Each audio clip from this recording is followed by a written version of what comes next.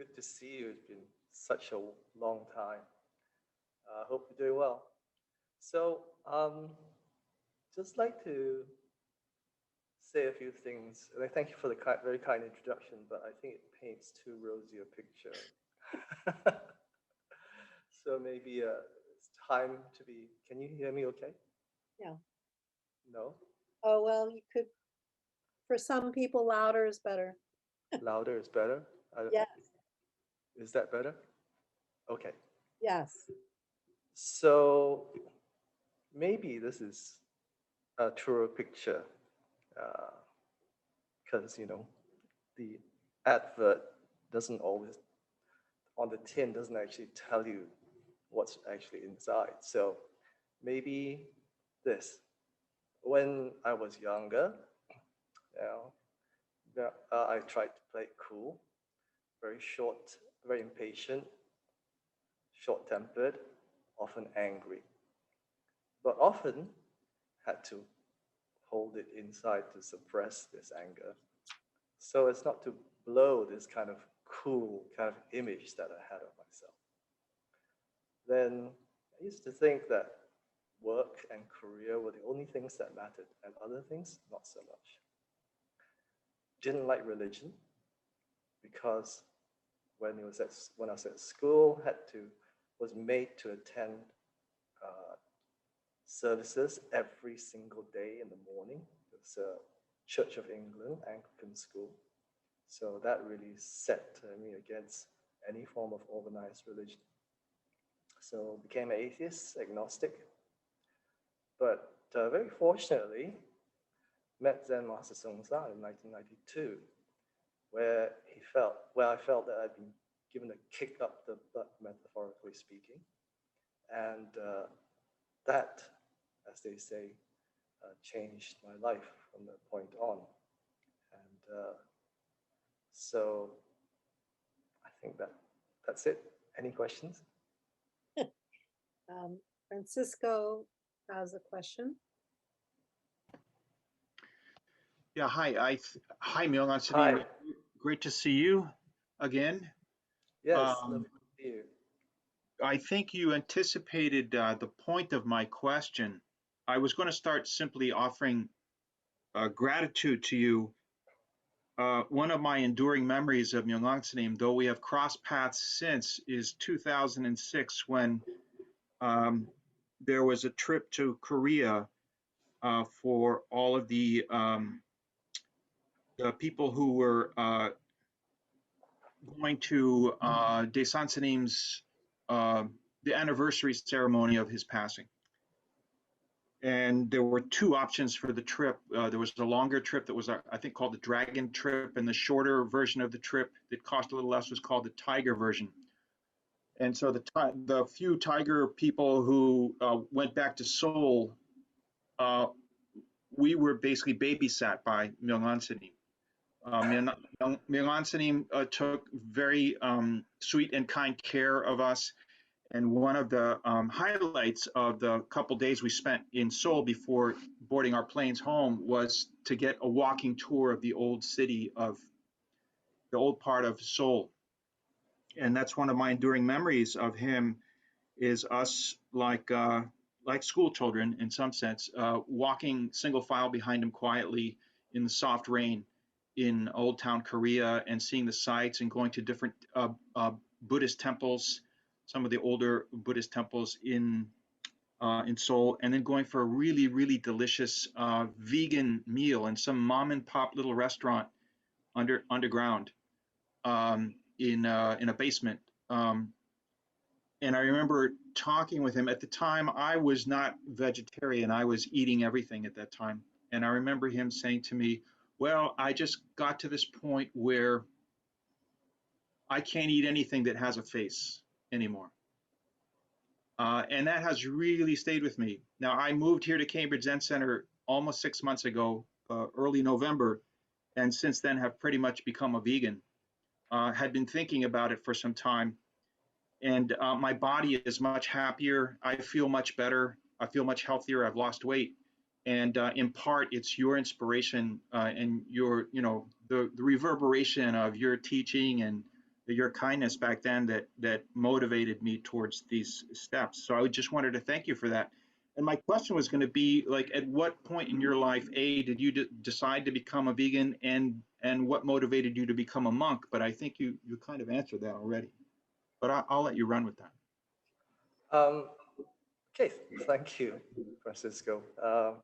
Really appreciate your sharing and your question.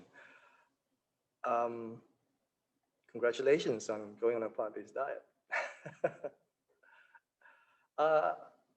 I don't know the exact point of when I decided to go on a plant-based diet. I think I attempted it. I attempted to do it when I was still a lay person. I think first of all, I did it out of a sense of kind of repentance or hope, because my dad, when I was in the UK working, my dad got diagnosed with stage 3, stage 4 colon cancer. Then I said, okay, as a sort of way of maybe helping or something, I start to eat plant-based food for for most of my meals. It wasn't completely plant-based, but for most of my meals in a way to, and especially on this start of the month and the middle of the month, which is kind of a Asian Buddhist thing. And then when I moved to Hong Kong and encountered the Sunim Zen Master Sung San, after a while I thought, why don't I just go the whole hog and just be plant-based? And it worked okay for a short while, but at work it was kind of difficult, because usually at lunch we'd go for meals together. It's kind of a thing, and then my colleagues would kind of have to figure out some place that did vegetarian options at least, and none of them were vegetarian. So then they had this. Then one day, one occasion that gave me kind of a question about it was this. We had a visit from one of our bigwigs from the States, and he came over, and it's like this big review of our whole department and function.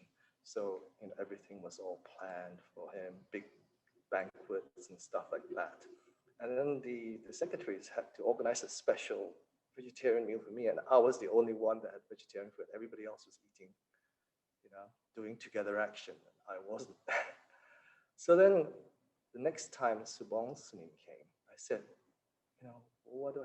I feel so kind of different, so out of place, that everybody has to cater for me.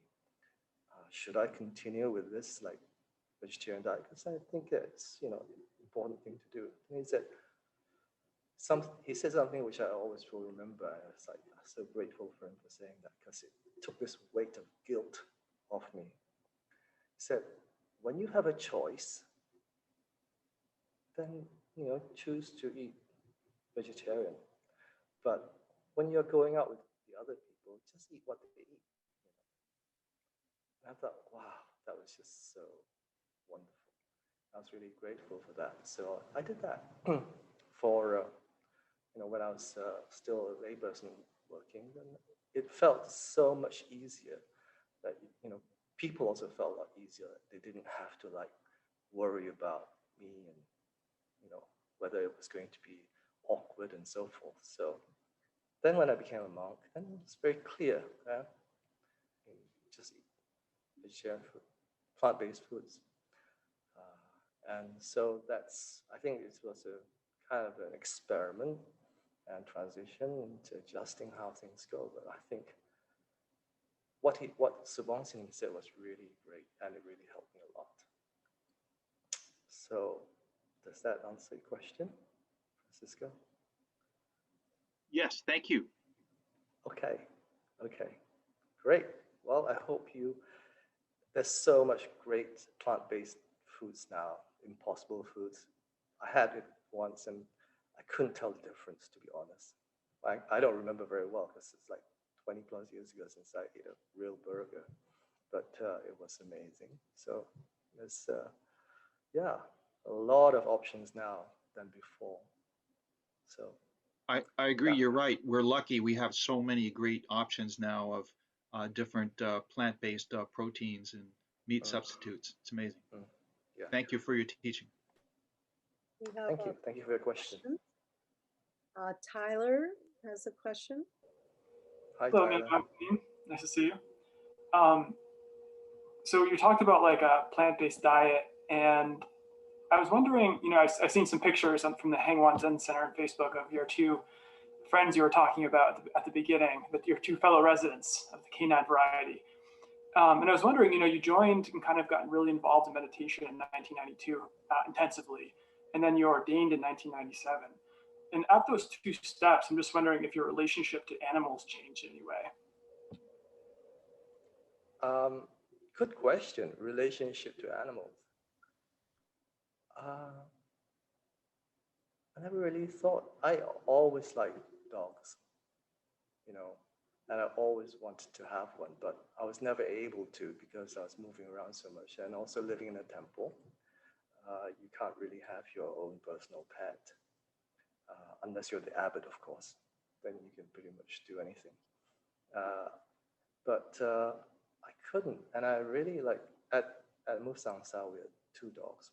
First one was a white Jindoge, which is a Korean dog, and I really liked him. But unfortunately, he got some kind of bug and he died when he was like 2 years old. Then later on, somebody abandoned a dog, beautiful, I think, lab mix in the mountains, because I guess with Korean apartments that's so tiny they can't handle a huge dog, and then the person that worked in the office adopted him, and he was lovely.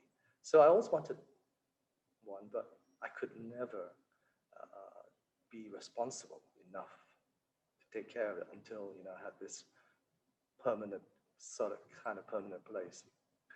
So yeah, I mean, as with practice, you start to recognize that we're not so separate from this natural world. And most of the reasons for the problems that we have is that we see ourselves as very distinct from nature, and we see it as a resource that we can kind of take whatever we want. It's like they call it the tragedy of the commons, where everybody feels that they can grab as much as they want without paying for it. And now we're seeing the consequences. So it's not just animals; it's actually the entirety of nature that we have been very bad at kind of being guardians of. And unless we learn that we're not the kind of top dog, we're actually just part of the whole part of nature, and everything else is just as equal, and we're not separate from it, we're going to continue to have these problems. We're going to continue to, if we don't learn respect, kindness to each other as human beings, to animals, to all the flora and fauna of this world, we're not going to be not going to escape the effects of cause and effect. So I think that it's important for us to start to learn how to do that. Not just animals, but take care of where we live and not just trash it, because trash never goes anywhere. It just stays on the planet. So yeah, maybe that's through having a dog. I've got to become more aware of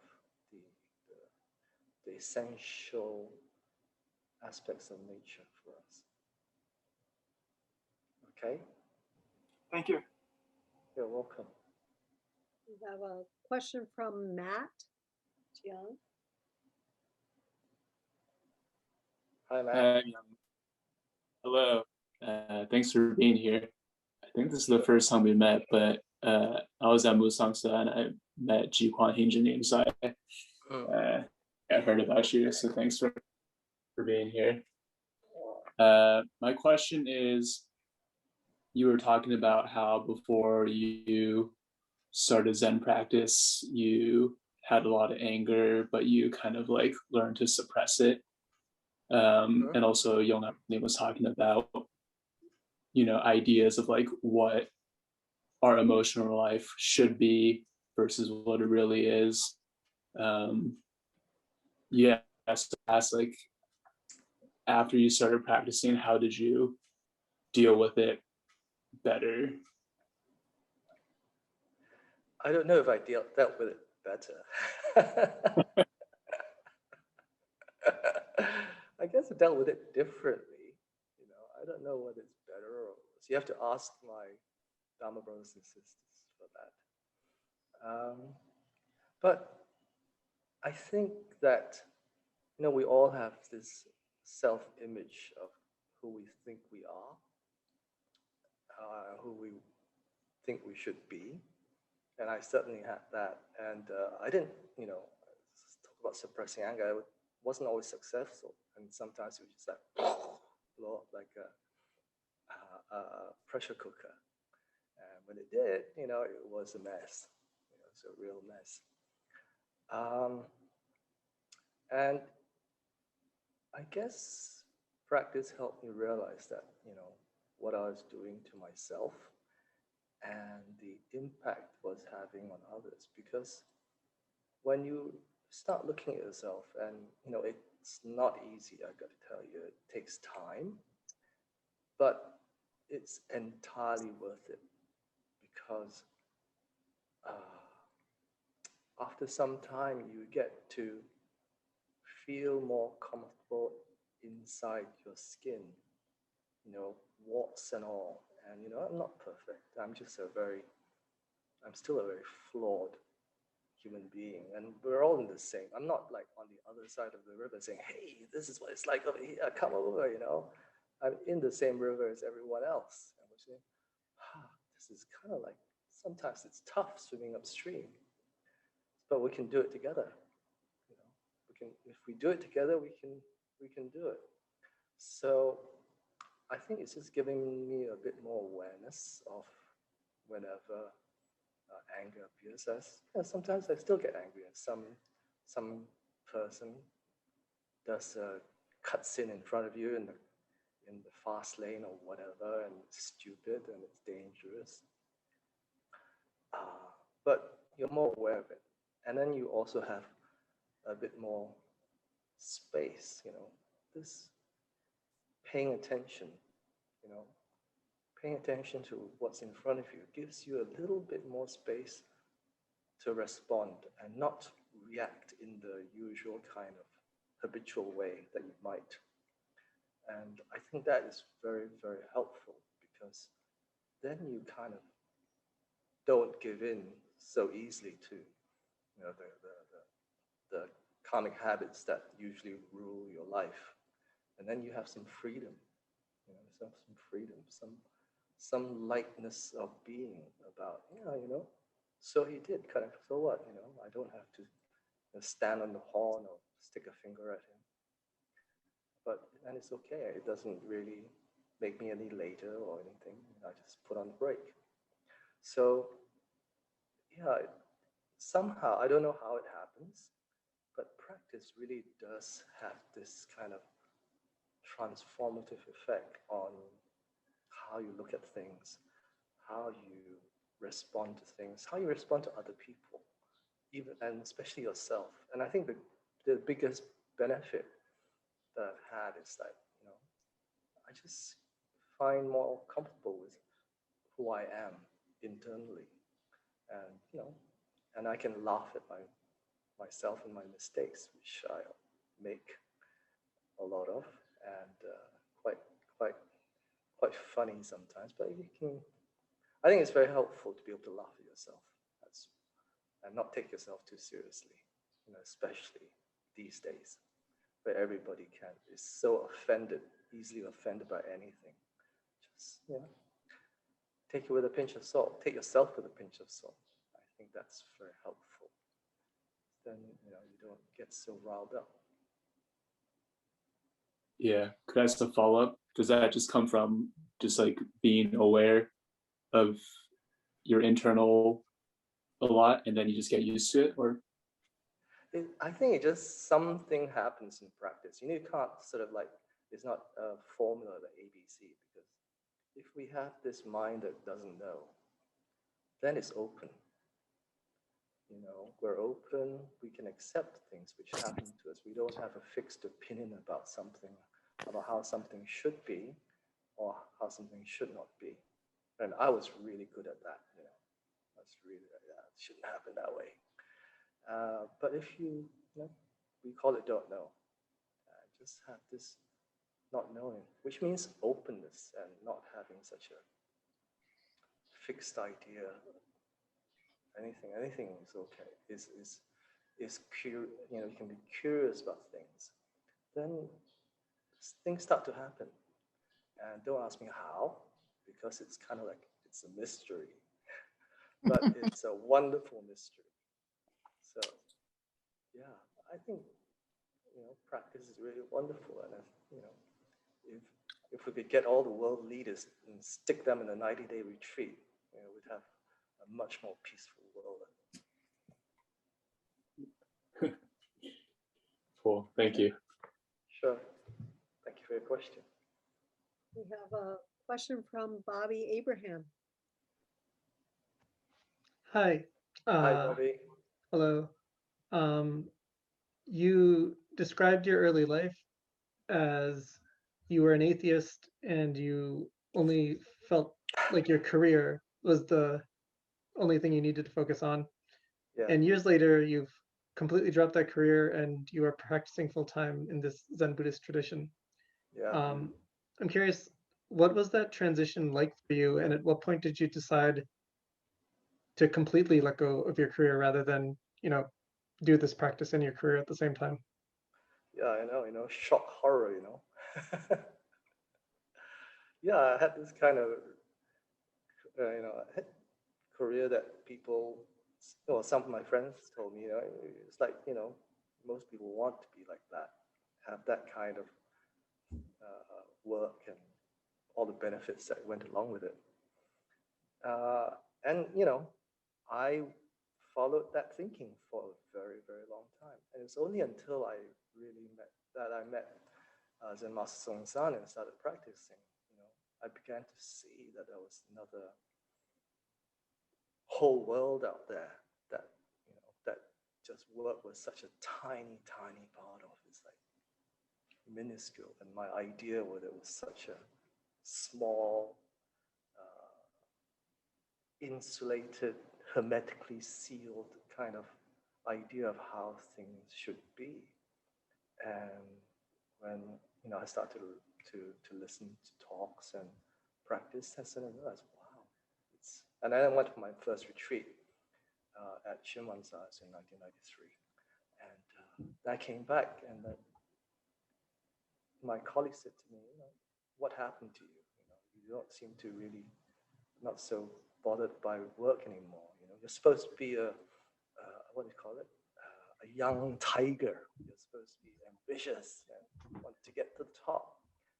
And I said, what's there? And then they were like, what? What do you mean? What's there? We all got to get to the top. And I was like, and I completely kind of lost this idea of being ambitious.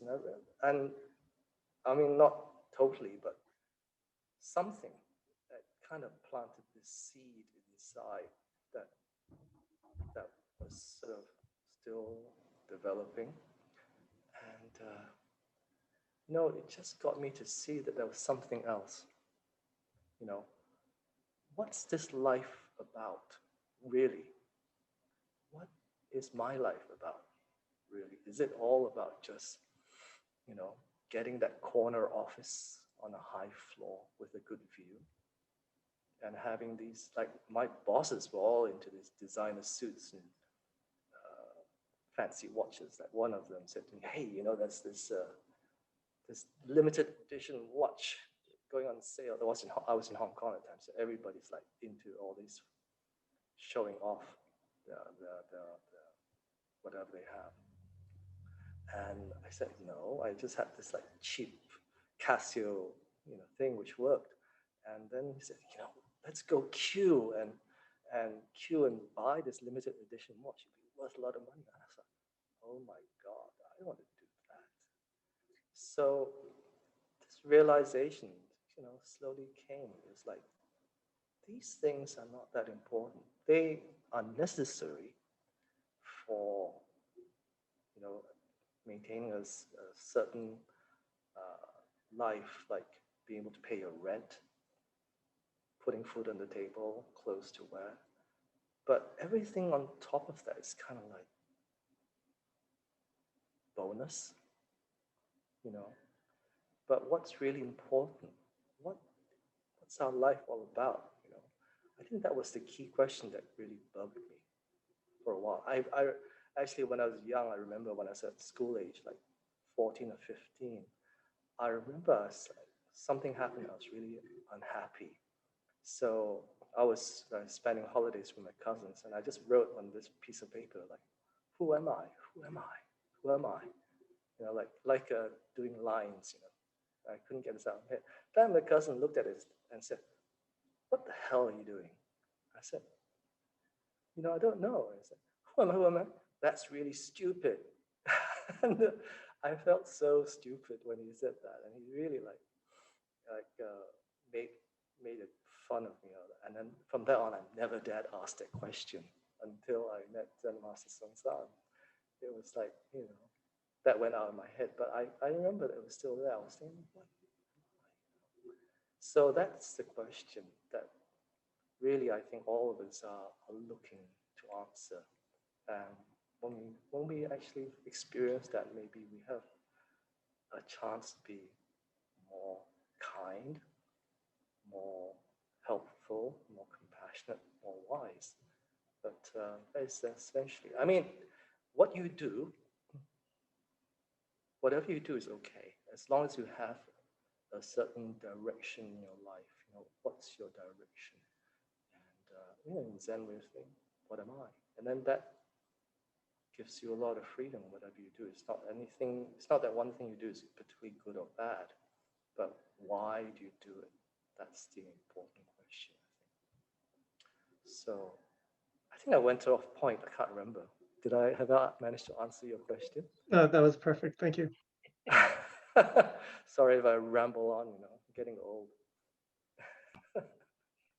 We have another question from Juliana. Hi, Juliana. Hi there. Hi. Very nice to meet you. I'm going to change my question based on some of your recent stories.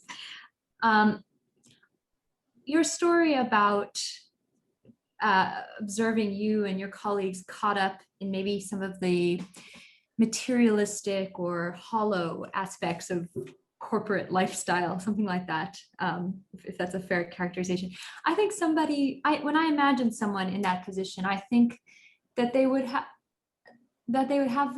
the experience of realizing this is all hollow and I'm only doing it for me and I don't even care about this. And they would slowly transition to another job that was more a job of service, more obviously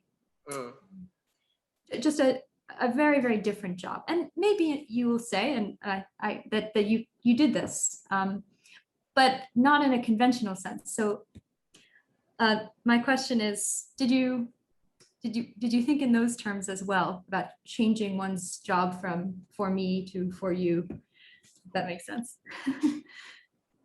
No.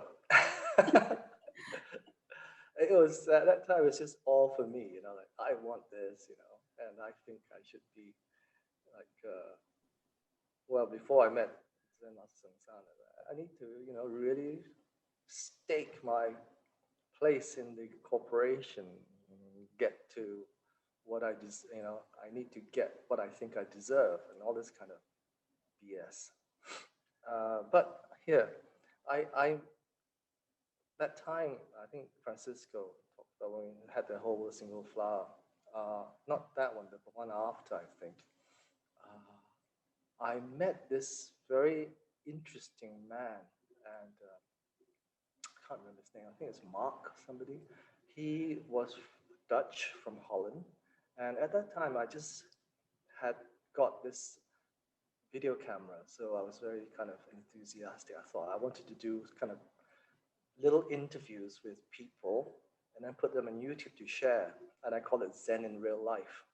So I would like talk to people and find interesting people, and I'd ask them about their life and how they practice and how maybe practicing helped them. So I met him, and he had a Filipino wife, and he was retired already. He was in his like 60s or something. So then he told me about his life, and I thought, wow, this person, such an interesting life. He, when he was young, he was born in Holland, of course, and he started to work for a bank. Started at a very, very junior level, and his whole thing was just making as much money as he could. He worshipped at the altar of Mammon, and he thought, if I make lots of money, I will have freedom. That's what he thought. I will be free. Okay. So he was obviously very smart, very intelligent, and he got promoted all the way up to become the CEO of the investment bank in New York. CEO. Okay. So you can imagine he had like thousands of people working for him. And he said, I had everything I wanted. I had houses everywhere in different countries. This luxury holidays, he had a yacht, and he said, but you know what? I felt empty inside. All my life, he said, I was running this race, and I won. I won. I became the CEO. But where's the prize? There was no prize. And he said, I didn't feel any different. I thought I would feel free, but I didn't. And then he said, I had to do all these questionable things so that my bank could make money. Ethically questionable, I guess that's what he meant. Then he said, then I became depressed. And then I decided to quit my job because I didn't know what was going on. Then the next thing he did, I think, which quite a lot of us do, he went to the self-help section of a bookstore, big bookstore, and he saw this like huge wall of self-help books, how to be this, how to be that, how to not be this. And he said, I read so many books, but they didn't help me. And eventually, I think he went to Sri Lanka, and he met a Buddhist monk there. And that was when he sort of saw a glimpse of the light of what he could do to find some kind of harmony inside, And then he started practicing. So he said to me, all my life, I've been on this outside journey to get money, and I thought that would give me freedom. And it's only now I've realized that actually the path is actually inside one, to look inside and just starting. So I think by that time he had moved to Singapore. I mean, he could live anywhere. He's so well off, but he was living in Singapore, and he started to go to the Zen Center there, and that's why he came to Korea for the whole single flower. And that was really, and I thought, wow, that's one of the best stories I've heard about, what it's like, because he did it. Most of us are just climbing the ladder, so we think that's a rainbow up there, there's a crock of gold, and everybody else is climbing, but you don't get to the top. Most of us don't get to be the 1%,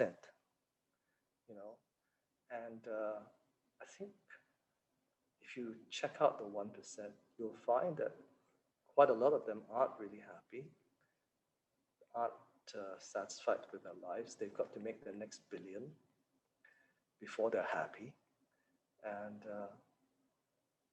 it's not about what you have, it's about how you live your life, how you use what you have. So, yeah, so that's what I think. Fortunately, some people find that out, some people don't, but those who do, and I guess you are one of the lucky ones who realize that, have a good shot at actually finding a bit more happiness and joy in their life. Okay? Okay. We have a question from Sergey Kostenko. Hi, Sergey. Hello. Hi, everyone. So, actually, a very exciting story. And if you can tell another story like that, it would be great. Probably interview someone else. But after you answer my question, and my question is there something like some piece of information or some knowledge that had the most, or advice, I guess, you know, and Zen wise, like school wise, right? In this context, as we are talking right now, that had the most impact on your life, probably something the most exciting, something that you want to share with us. Yeah. I don't know. Or probably what you did for the practice, or, you know, yeah, I don't know how else to put it. This, you know, I mean, to be honest, when I first started practice, I was in a bit of a fog, you know, it's like, you know, what's going on here? Because I had no idea about religion or even Buddhism. I mean, I was really coming from a point of zero, and everybody else seemed to know what they're talking about, but I had no idea. And I remember one time I was like, I really connected with all the talks that Zen Master San and Subong Zen Master gave. And I remember one day I was at this was in the early months of my introduction to Zen, and he was giving a talk about, you know, a great awakening, getting enlightenment. And then I was sat at the back. What is that special? People get that, you know. So then he said, I finished his talk, and any questions? And I said, yeah. I stick my hand out. He said, do you have to be a monk or a nun to get enlightenment? Then he sort of burst out laughing, and then Daquan Sunim was sitting next to him translating, and she burst out laughing. And I felt, oh, I must have asked a stupid question. And then he said, no. So, but there have been many things, I think, which really resonated with me. I can't think of anyone in particular because there have been so many. You know, when you have listened to as many teachings and experienced, met so many great teachers as we have in our school, there's so many things you can learn. You know, it doesn't have to be any one big thing, but sometimes it's just these little things that you do. If you pay attention to what's going on, you can learn a lot, and not just from teachers, but from anyone. And you know, everyone is a potential good teacher for us. So it's not the one thing; it's just many little things. Sometimes, even my dogs are good teachers for me. Sometimes, you know. So it's amazing how much you can learn if you're present and paying attention. And I guess maybe that's it, to be present, to practice being present, to come back to this moment. You know, it's okay, you know, our mind does drift. And you know, I'm sure some of you already come across this Harvard study where they found that your mind on average wanders 50% of the time. So I don't know how long we've been talking, maybe half an hour or so. And our mind has been wandering 30 minutes of that.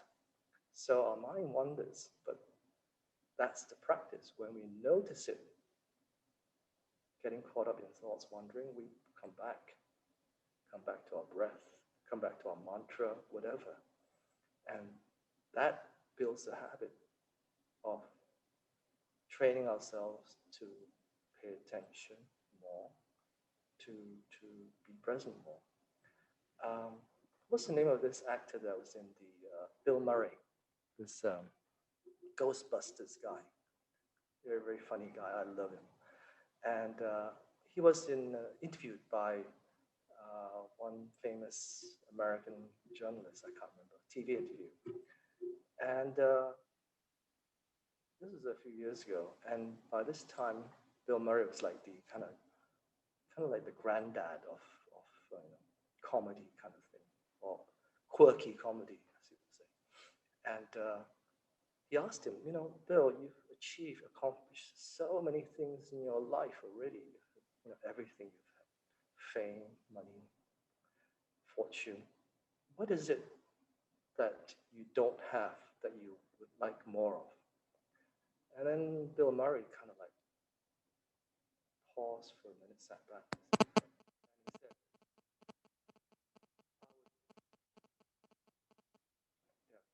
he said, I would really like to be here more, to be more present. He said, I can just imagine if I was more here, how much more I could do with my life. And that's all he wanted, to be more present. So I think that is part of our practice. If we learn to be more here, right now, we could really, live our lives fully. And who doesn't want that? Okay? Can I quick follow up? Sure. You said you can learn from anyone. Yes. And so can you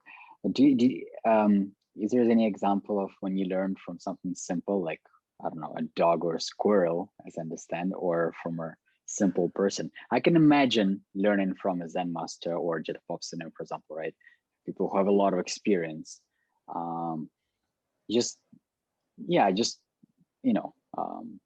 want to pay attention next time, probably somewhere else, through your example, like, yeah. I don't know. If you remember. Yeah, I got to think about this one. But I would really say, I'm sorry, this is just my personal opinion. Don't get so hooked up on titles, okay? And I'm, like I said, I was always an atheist, agnostic. So I've been very kind of skeptical about things. So I really want to know, regardless of what lofty title someone has, get to really know the person before I have my trust in him. And the interesting thing with Zen Master Song San was I didn't know what a Zen Master was. I had no idea. I didn't know him from Jack. It was just some title I had no idea. But when he spoke, and I did ask him a question, and it's too long to go into it. He answered. He really hit me in the gut. It's like really, I felt literally winded by his answer, and then that moment on, I realized, wow, he is the real deal. He's really someone that I can put my faith in, and that was from just that interaction. So, and it wasn't about all the things they said about how grand or how great it was. It was just that connection that he made in that moment. It's like in Zen we have this metaphor of two arrows meeting in midair. It was like that. It was like an electric shock moment. So I don't know. There are many things you can. I think maybe like, yeah, I remember this little tree in Musangsa, not a big one, and it's on the corner of the, just outside the interview room. I don't know if those of you know it. And then, for some reason, it all dried up. There was no leaves on it anymore, and we thought, it's died. It's not going to, we're going to have to dig it up. It wasn't such a big deal because it wasn't a very tall tree. It was like maybe.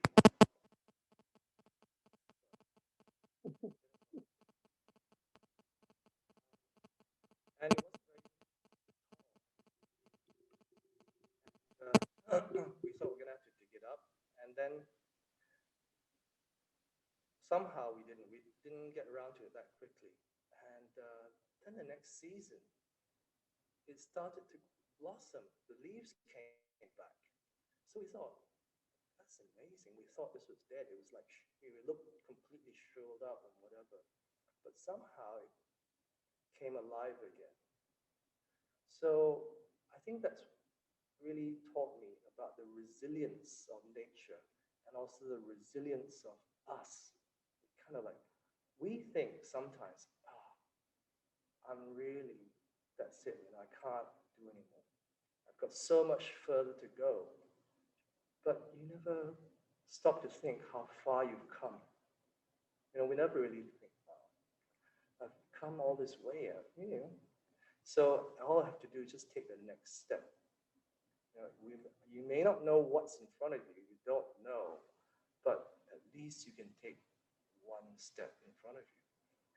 And I think that little tree really taught me something about how resilient and how kind of, how resilient nature is and how resilient we are also in relation to that. We can see, we go through many challenges. Everyone struggles at some time in their life. But as long as you keep going, you'll get through it. So that's the law, also the law of impermanence, that everything keeps changing. So as long as we don't kind of cling to a certain situation, then you can just flow with whatever is happening and go with it. Okay?